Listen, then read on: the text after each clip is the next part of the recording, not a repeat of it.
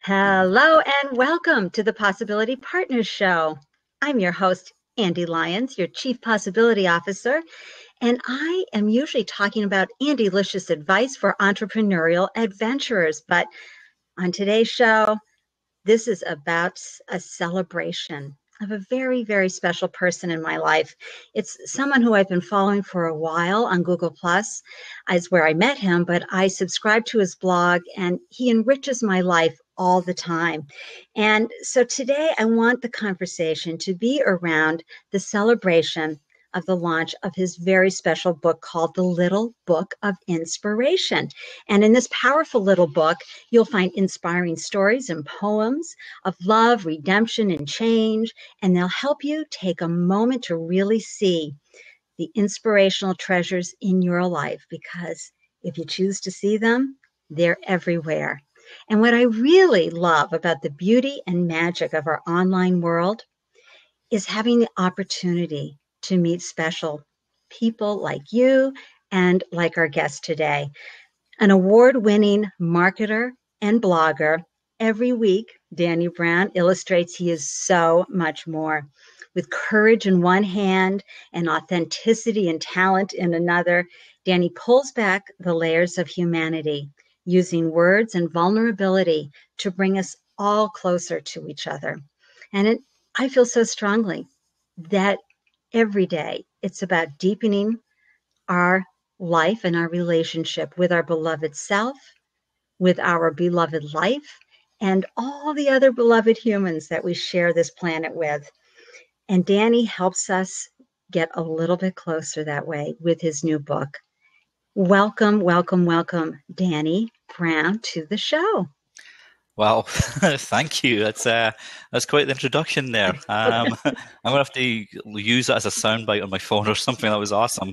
But thanks for having me, Andy. It was like you mentioned. I think we first connected on Google Plus. I'm not sure. Was it Blair that we connected through, or? You know, it could have been. I think it was probably Stepan. Yeah, I think maybe. Yeah.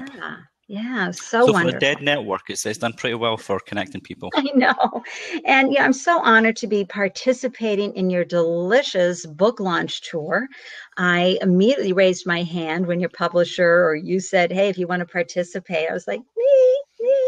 I want to be part of this because, you know, you always seem to tap into a part of who we are as humans on our journey, whether as business folks, entrepreneurs, as fathers, mothers, children, you know, whoever and however we're walking through the world. And so I love that. But before we dive into talking and celebrating about the Little Book of Inspiration, let's take a moment to find out a little bit more about you, and also to say yoo-hoo to the live folks here today. Always so grateful for your participation, that you took time out of your schedule to come here and tune into the show. So Danny and I are waving and so happy to engage with you right here. And then my replay viewers, oh my gosh, you know how much I appreciate you and how grateful I am, again, that you took out time from your busy schedules to tune in on the replay. Here's my special mwah to you as well. So Danny, please share a little bit about your background, because clearly you have an accent which says to me, I'm feeling Shrek a little. I'm feeling a little Scottish burr here. So where'd you come from? Where'd you get started in life? Yeah, so I live in Canada, but obviously I'm not Canadian by birthright or whatever. No, Edinburgh. I was born and raised in Edinburgh way back in the day. I moved out of my folks' home when I was 19, 20 to go work in England. So that was back in 89, 90, something like that. So for the first 20 years of my life, I lived in Scotland. For the next 19, 20 years, I lived in England, and I came to Canada in 2006. So I've almost been here 10 years next year. So that's where the sort of accent comes from, which it's weird. You picked up on it right away. You got the Edinburgh part, which is, I was really impressed with, because normally people say, like, if I speak to my friends or family or whatever back home, they'll say my accent's softening because I've been away for so long. But if I speak here, then it's still seemingly as strong. So I can't really win. I'm in this weird sort of vortex where nobody really knows, is that Scottish or is it like pretend Scottish? So good I on you love for. that. I love that. And Kirsten, who's from the UK, well, not originally from the UK, she's a Kiwi, but she said that she's found Edinburgh to be the friendliest city ever. What a lovely thing to say. Yeah, it is, especially coming from a Kiwi who I think are like far friendlier than, than we'll ever be. That's great. So how did you end up blogging and how did you find writing as a calling for you? At school, English was my favourite subject. I love just writing short stories, and I had a few published in a school magazine, so I think that probably kicked it all off. And I wrote a lot of poems and stuff when I was younger, and because there was no internet, the computers came along when I was about 24. That's when they first started getting popular. So at school, I like fell in love, like most teens, you have your first love at high school. So I fell in love with someone when I was 16, 17. So instead of sending emails to each other or whatever, we'd send handwritten notes. Each week we'd send each other one handwritten note. So like a love letter, obviously. And so I guess it came from there. So I've always liked and enjoyed writing. And blogging just came as a natural progression from that. As soon as I think my first blog was either on LiveJournal, or it might have even been. You remember the little blog, like the mini blogs that MySpace offered? I don't know, they were called something. Okay, anybody in the audience recall that? Because I sure don't. Yeah, it wasn't a blog. It was just like it was a MySpace, and it was a term that MySpace used. But that's essentially where I first started. And that was way 99, I guess, when I first started blogging like that. And when did you come over to North America? December 2006, so just before Christmas. So I landed in the middle of a Canadian winter, which was a big wake-up call to what I was going to find, I know. I can only imagine. And you don't only blog, you've got some really nice Smarty Pants awards and ideas and systems and tools for marketing. How did you become a marketing expert? Well, I'm not sure if you can become an expert as such, because it's always, yourself is always changing. You can have levels of expertise. I'll go with that.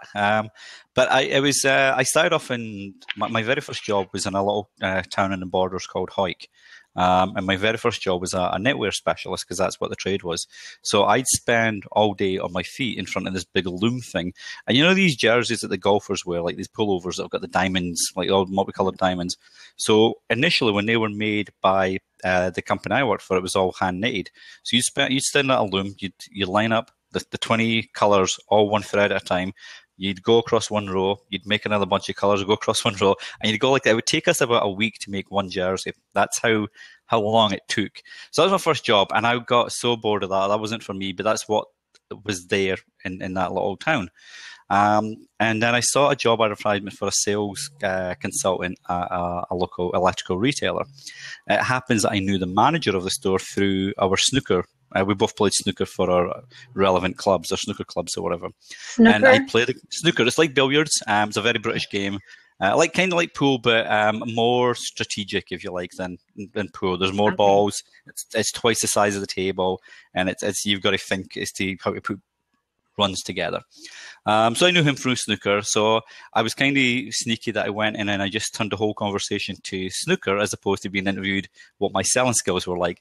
And because we had so much to talk about, it gave me the job. So I got a sales job, and that got me into the mindset of how do you connect with people? How do you make people how do you sway them to buy something that they might not want?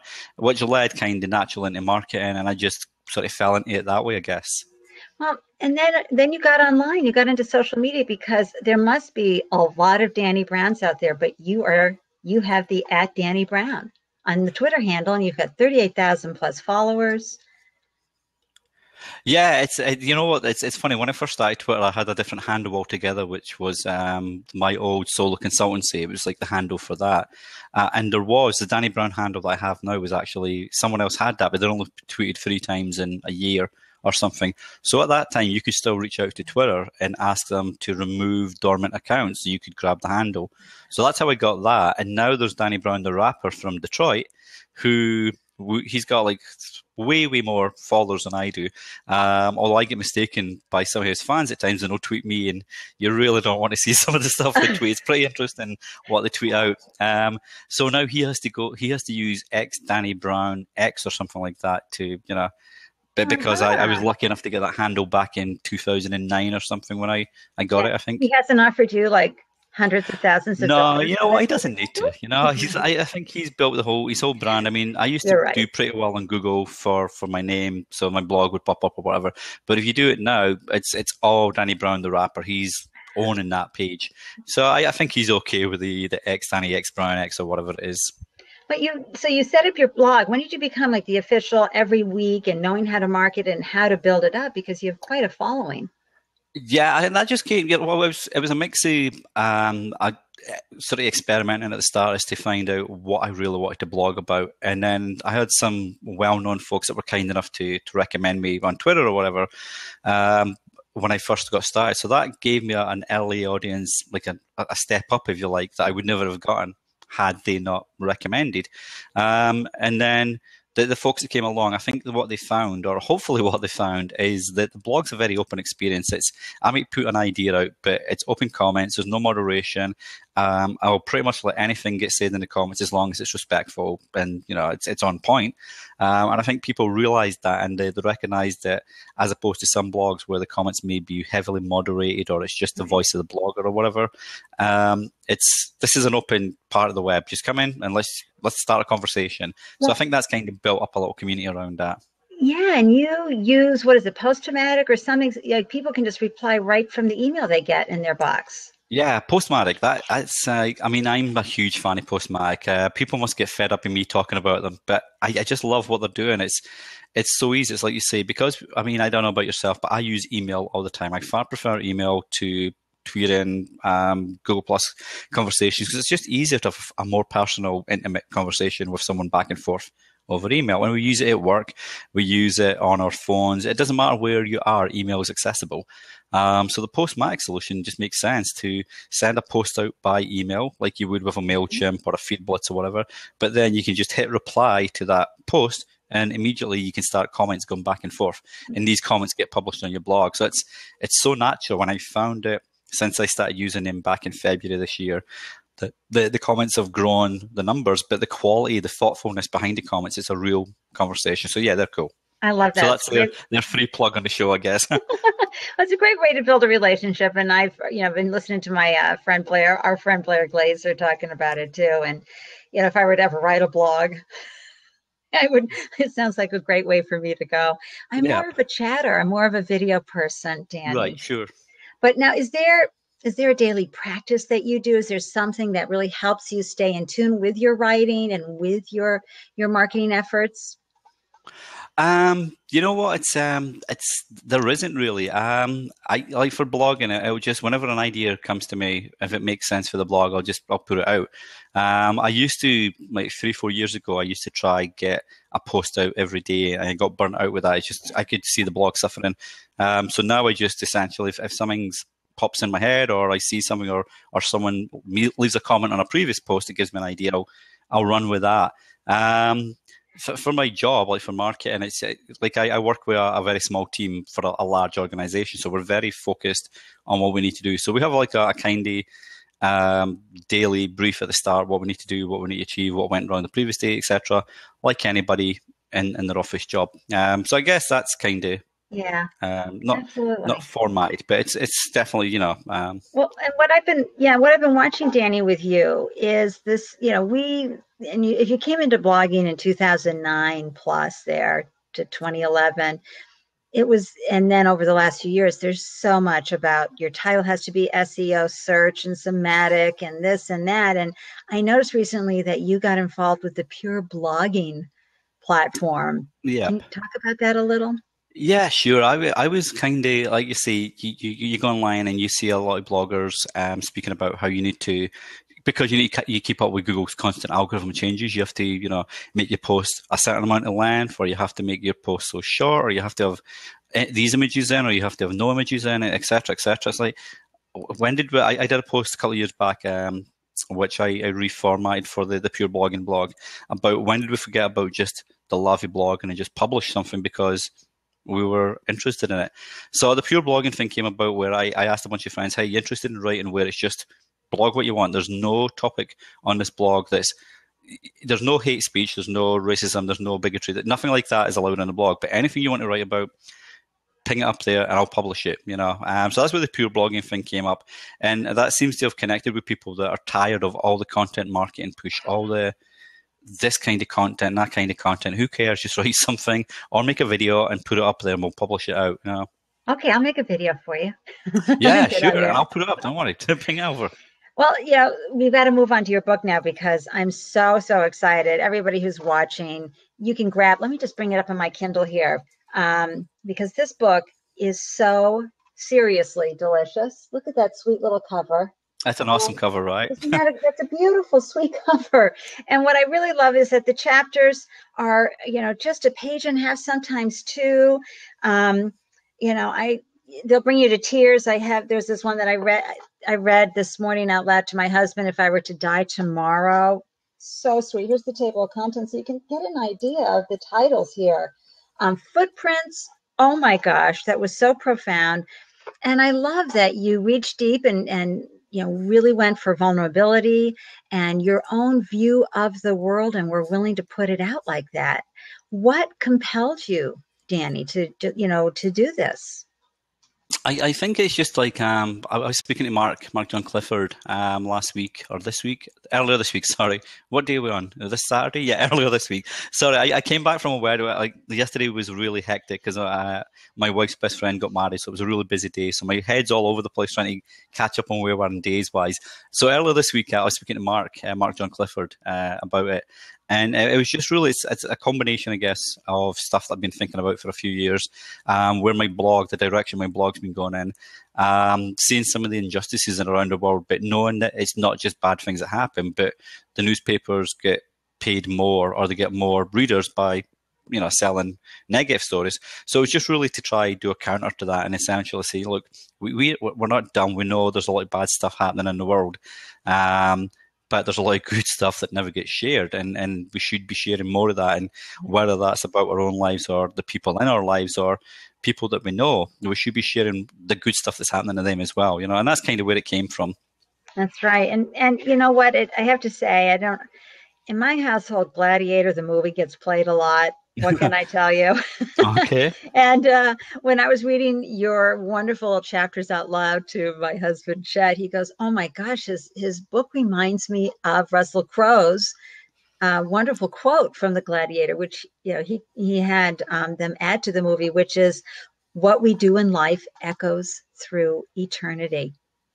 That's a great quote. It's you know, it's funny because people think of Gladiator as this action movie, and it obviously it's got a lot of action in it, but I find it's a very human movie as well. You know, it's about a man's redemption from what he was doing to where he ended up, and that's a perfect quote to take from that movie for sure. And with your book and your short stories and the you know, the collections of poems, did this flow out over a period of time for you, or how did that come together? Yeah, some of it I wrote specifically for the book, like new for the book itself. Some were old blog posts that were on a previous blog that I took offline 2011, I think, 2012, that were repurposed and edited, you know, for the book format to make more sense from a time point of view.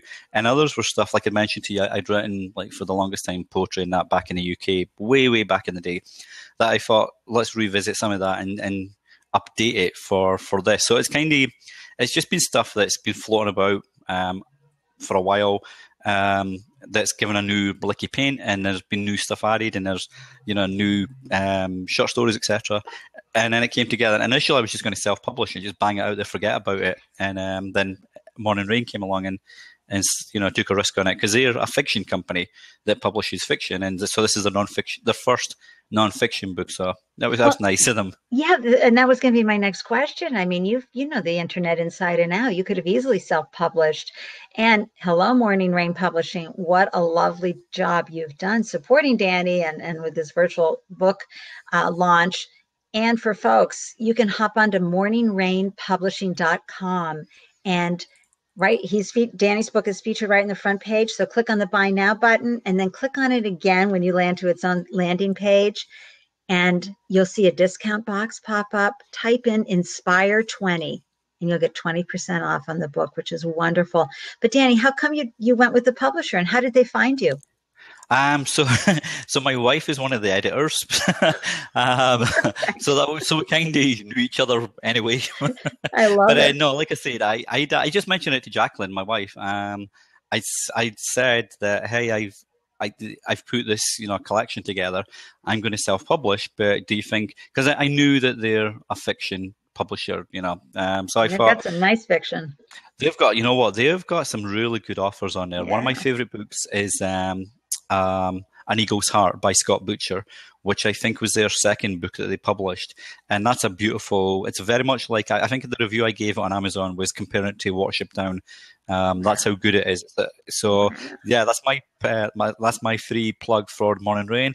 If you like really good family-oriented books that have got a great story and a great heart, get An Eagle's Heart by Scott Butcher. But yeah, Morning Rain's got some great books there, so check them out for sure. And they have my favorite genre, romance. Yeah, and they do. I think every year they do like a little short story romance competition for Valentine's Day. So yeah, that's coming up soon. So you can maybe do a video entry for them.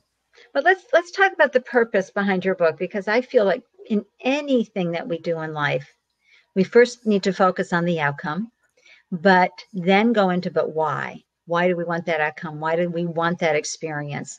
What is the outcome you hope for your book, and what is the purpose? What is the why behind it for you? So I think the why, if I can start off with the first. So if we can start off with your second question, and then, because I think that leads into the second part. I don't know. Like I said, my head's all messed up from this wonderful wedding and birthday. I know, yesterday. It was a great wedding, and it was just like so busy, and we had to get the kids sorted out and what have you. So it's like been a crazy few days.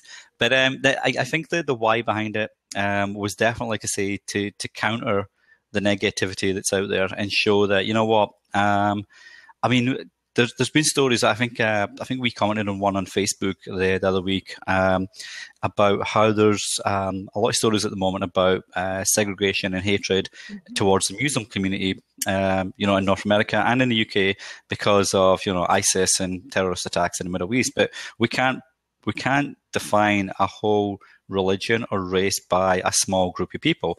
That's like saying all of Germany are Nazis. That's like saying all of the UK are imperialists. It's like you can't go on the past of the splinter group of a religion or race or nationality and compare everybody to that. So the book Inspiration is really about showing that, that we're better than this, or we should be better than this, and we should be inspiring others to be better than what they're doing, because at the end of the day, we're to Russell Crowe's quote that you shared, we're all on the planet for a little bit of time, so what we do while we're here follows us, either as a legacy that we leave behind, or if there is a next life, it'll follow us into that, so we have to be cognizant of what we're doing here. So my hope is just really for the book to get people just to think a little bit differently, and instead of immediately jumping to conclusions that the world's a bad place and that person on the bus is a bad person because he's wearing a turban, or that lady is bad because she's got a German accent, or whatever our ignorances are about other people, just to sort of step back and say, okay, well, how does that person view me? Do I appear threatening to that person because of my biases, perceived or otherwise, based on media? So that's kind of where it stems from, I think. I love it. And how do you hope to reach the world? I mean, as far as now, it's publishing and you're starting to make this, wave, a ripple effect. What do you see? That. It's, some of the feedback that I've had about the book, like the people I've emailed and like you mentioned before about their favorite chapters. So certain chapters stand out more than others. I think the best reaction that I've had, not the best reaction, the reaction I've had that I've wanted, I guess, is that the book, the various chapters have reminded people of certain parts in their lives, and it's really been a personal chapter to them, which, yourself as a writer or as a creator of content, whatever that might look like, if you can impact a person that it takes them to a special place in their life, that's all you can ask for as a blogger or as an ebook writer or whatever kind of content creator you are. And that's a wonderful segue. I'm going to read Footprints in the Sand, everybody. It won't take me but a minute or two, so hang in there with me because it's so important. And Danny says, footprints in the sand are fleeting, a transient snapshot in time that disappear when the tide comes in. Even the footprints that are further in eventuality become invisible alongside a million others. But for that moment in time, they're physical. They're proof that you did something, that you existed. Some folks might say that footprints in the sand don't matter because they wash away, that no matter how you spin it, the lack of physical proof of you having left your footprint means it's only your word that you ever walked there in the first place. But they're missing the bigger picture. Even when the tide washes away your footprint, it's taking the sand that supported your print to another shore. The grain mix with a new beach, and your old footprints mix with new ones left by new people. People you'll more than likely never meet, but people whose lives you're now a part of. Your sand is now their sand. The same goes for that sand of yours that didn't get washed away, but instead mixed with the footsteps of others. You become part of their existence. The moment your grain mixes with their grain, you've shared a mutual moment. In essence, you've touched someone's life without even knowing it. Now, transfer that to what you're doing now. Your blog, your business, your job, your employees, your friends, your colleagues, your connections, your words, your actions. Every day we have the opportunity to touch people's lives without knowing it.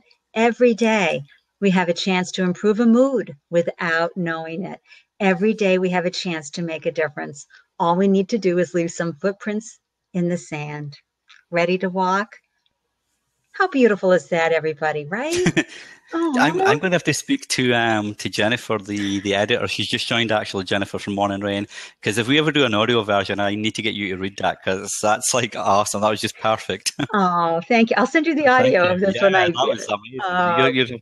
You're going to have to be the audio. Oh, thank you. You know, the other one, guys, I can't read because I'll start boo-hooing. It's so poignant. But okay, so let's move on, because, you know, I know there's some authors in the audience or on the replay audience who are probably wondering, how's this going for you? You know, what have you learned from the process, from publishing to launching to working with a publisher? And Jennifer, you know, I was saying to you, you got to package up what you did for Danny and sell it for independent authors. That was really cool and really buttoned up. You know, so share some of that and some advice that would really help authors that are watching. Yeah, I have to agree with you 100%. I mean, I've written business books in the past, and I've been fortunate to work with Pearson, the QBiz arm of Pearson, on my last business book, and that was an eye opener from the process point of view, because it was the first time I'd worked with a publisher, and just having to go through the edit process and then, you know, get told that you can't say that in a book. You can say it online, but you can't say it in a book. So it was very different to get into that mindset from doing what you want and nobody cares to have enough TV people around you that are guiding you through this process. Working with the Morning Rain team, like I said, like my wife is one of the editors there. Jenny, who's in the audience now, and Joe, who did the cover. The whole process of working with Morning Rain has been amazing. I was blown away by how professional, and that sounds really bad, so I'm going to backtrack and say, not that I didn't think my wife and her friend's company wasn't professional in the first place, but watching them in action and seeing what they were like really blew me away. Jennifer did the whole back and forth. My wife did the first line edit, or the first proof edit, I think. I'm not sure what the terminology is. Jennifer was the main editor on the book, and her whole back and forth with me was awesome. She was really supportive. She got me the stuff that I needed. She answered questions I had, like bang. She was right there. So I could finish the chapters as required. And then when she came up with the idea of the virtual tour versus the blog tour, so there could be stuff like this blab, there could be a podcast, there could be, you know, more interactive parts of the blog tour, if you like. How she got that together. So like you mentioned, a bunch of people kindly wrote in and says, we'd love to host, and this is what we'll do. And Jennifer worked with you guys, obviously, to get that arranged. And I was seeing these emails going back and forth and thought, holy smoke, that girl was organized. You know, so yeah. And I think, funnily enough, like you mentioned, that's one of the services they're going to start offering very soon to independent authors and I think it's self-published. Smart. I really do. Yeah, definitely. I mean, because not all of us can get picked up by a publisher, darn it all. And some of us don't want to. And I know my good friend Deborah Oakland, who's publishing a book. She's the founder of the Living in Courage online.com platform. Yeah, I just started following her blog actually after your recommendation. There's Right. some really good stuff in there. And what she learned in her, when she was putting her book together, she was using all these quotes. Well, you can't use somebody's quote without permission. And wow, she had to ixnay some of the Oatsquay because they were charging so much money. Oh yeah, you can use that quote, but yeah, so it was fascinating to learn. I'm just an observer because I can't imagine ever publishing myself. But Blair Glazer's here, Alice Badler's I'm just in looking at the chat room here. there. Like, it's kind of overpowering to say, think, okay, better watch what we say about writing here because there's far smarter people in that chat box there. Yeah, and so it's interesting. And then here you are on this sort of 7-8 day tour. If I could count right. How has that been? Being able to talk about it as if you were, on the Today Show and morning shows. Going from blog post to blog post. It's been really cool because on your blog, yourself, you tend to get a lot of the same people coming to, join in the comments or send emails after or whatever. Whereas on this, it's going to be very different audiences that belong to someone else. And you're learning more about that person and their audience at the same time. But it's interesting to see the different kinds of feedback that comes out about the book. Like, as I mentioned earlier, how certain chapters are more resonant with people than other chapters, and it's interesting to see that what you might have thought for that person. Like, for instance, yourself, I might have thought that maybe you'd like chapter 3 or chapter 5, and then you mentioned the footprints one. I might have seen that as someone else. So it's been really interesting to see the different, what people gravitate towards. I love that, Danny, because we build different relationships with folks online, right? And we get our perceptions about them, and then we find that they're over here, or they have more interest over there. What I love about and I highly recommend with the little book of inspiration is reading it out loud with your significant other, partner, spouse, with your children even. I mean, this is how wonderful. I mean, you're talking about how many words for each chapter? 200, 500, 750. I mean, yeah, they're not big chapters. Some are, I mean, I think there's one chapter in there, so like one sentence. I know. If I recall. So, yeah, they're not the longest chapters for sure. But even around the dinner table, if you are fortunate to have folks to hang out with at dinner time, bring up a chapter and talk about it. Because just how Danny was saying, wow, I was surprised that resonated with that person. You're going to be surprised in those folks close to you. You can be out at the local pub, you could read it. Really, you can. And that gives me an idea, actually, because obviously I'm Scottish, so I do like a pint now and again, not to stereotype myself, but that'd be cool to sit at a little fireplace in a pub and just read a chapter or two. I might have to see if there's anybody interested in that. Well, again, everybody, go to morningrainpublishers.com. You'll see Danny's book, The Little Book of Inspiration, featured right there on the homepage. And if you buy it from the publisher, they're giving you 20% off. So you click on the Buy Now button. It takes you to the landing page. You click on that Buy button, and you can put in the discount code Inspire20 and get a 20% discount. So, and I think they've got some other gifts and things going on. And right, Danny? Yeah, there's a competition running, like a giveaway that's running for the duration of the tour, where they're using Rafflecopter. It's like a widget, and you can enter various ways. You can tweet out a link to the post, or you can follow Morning Rain, or you can log in with Facebook, and that gives you an entry. So yeah, you can win a Morning Rain. Let me get this right. A Morning Rain Publishing tote.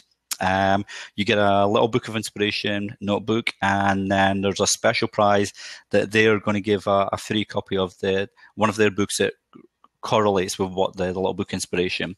And everybody that actually buys the book, I think this has been mentioned, but everybody that buys the book during launch week, whether it's direct from MRP or if it's on Amazon or Kobo, if you email a copy of your receipt to Morning Rain, you'll get a free print of one of the chapters in the book, like a high-res print of one of the chapters with an illustration on there. That's so yeah. Cool. So how can folks connect with you and get signed up for your wonderful blog and do other locations that you like to connect with folks? Yeah, so my main blog is just like straightforward. It's dannybrown.me, M-E. And you can, if you want to subscribe, that'd be great. There's a really easy subscription form there, and it's it's posts that come out. Maybe I think there's twice a week. I do post now. I don't really post super frequently because I don't want to bombard people with emails all the time. But yeah, if you subscribe, the great thing is you can get, like you mentioned earlier with Postmark, you can get the email to your email inbox, and you can just start a comment right away by hitting the reply on your email, and that will drop a comment on a post, and we can just go back and forth that way. And then it's as you mentioned, I was lucky enough to get the Danny Brown on Twitter. That's it. It's pretty straightforward, which you can probably see in one of the feeds or the whatever on Blab. I'm just going to say this, but I think any author or budding author, I imagine because of my own experience with Danny Brown's incredible, generous spirit, feel free to reach out, for any advice, any kind of connection, because I know he's learned a lot from this experience, and he's published a lot more smarty pants type books.